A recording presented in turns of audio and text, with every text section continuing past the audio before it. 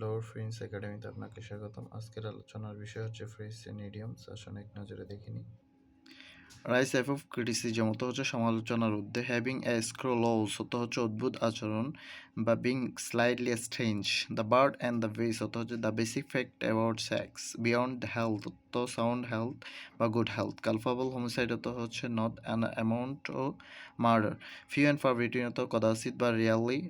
With a high hand অর্থ হচ্ছে কচুর হস্তে বা অফ্রেসিভলি। অ্যাজ টু সম্পর্কে I know nothing as to the boy. To come to the fore অর্থ হচ্ছে প্রমিনেন্ট বা বিশিষ্ট হওয়া। অ্যাট ভেরিয়েন্স উইথ অর্থ সামঞ্জস্যহীন। টেল অফ বকা দেয়া বা স্কোল্ডেড। কাপওয়ার্ড লাভ অর্থ show off affection. Up and doing অর্থ তৎপর হওয়া। টু টার্ন দ্য টাইড অর্থ হচ্ছে প্রথার পরিবর্তন করা।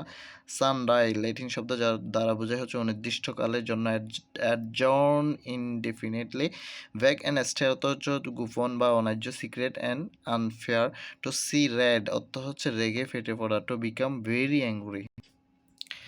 Call a spade and spade অর্থ হচ্ছে speak plainly. Catch a tartar অর্থ হচ্ছে meet a powerful prominent. Riding for fall অর্থ হচ্ছে ঝুঁকিপূর্ণ কাজ করা। To act recklessly. Down to earth অর্থ বাস্তবিক। ফুড ওয়ান টু স্লেভ ঘুমের ভান করা বা স্পোরিফিক। মেক বোথ অ্যান্ড মেট অর্থ হচ্ছে কোনো রকমের সংসার চালা। ফিঙ্গার ইন দ্য ফি অর্থ হচ্ছে গায়ে পড়ে কথা বলা বা involve in something. Face the মেয়জিগত সমালোচনা মোকাবেলা করা। Deal with problem. Hang in balance অর্থ হচ্ছে ফলাফল বা অনিশ্চিত। ফুড ইন ফর সামথিং অর্থ দরখাস্ত করা। Step by somebody by with something অর্থ কারো দ্বারা আঘাত পাওয়া।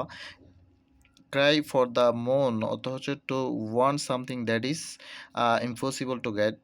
কাম ডাউন অর্থ হচ্ছে কন্ট্রোল করা বা দমন করা। ফিট ইন উইথ অর্থ খাপ খাইয়ে নেওয়া। অ্যাট ফার অর্থ সমানভাবে। শো অফ অর্থ অহংকার করা বা অহংকার দেখানো। ধন্যবাদ বন্ধুরা, আজকে এই পর্যন্তই।